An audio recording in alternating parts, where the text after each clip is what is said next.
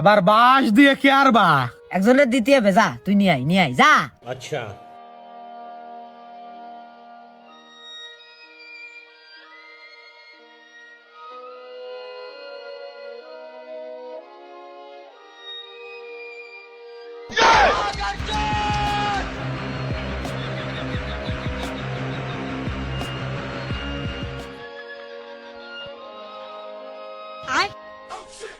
তুই কোহানে যাবি, কি করবি, মরে যাবি না সুইসাইড করবি না ঘু খাই মরবি, ওইটা আমার দেওয়ার কোনো সময় নেই।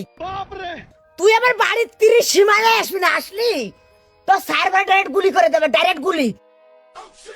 আর যদিও বা বাড়ি আসিস, কোনো সময় খার কথা করতে পারবি না। যদি খার কথা কইস রে ওরে ডাইরেক্ট একটা কম দেবো, একটা কম ডাইরেক্ট মাথাটা ফেলে দেবো, যে মুখ দেখ তোর কোনো কথা না বড়ই। বাহ বাহ বাবা বাবা, চমৎকার কথা বলিস আব্বা তুমি। মানে বাপ গলায় দড়ি নেবে শুইনে কটা খার কথা কইছিলাম বলে তুমি আমার চড়াইছিলে, আর তুমি বাপ হয়ে আজকে কটা খাওয়া নিয়ে শাল রে মায়ের ধরে বাড়িতে ভাড়াই দিচ্ছ।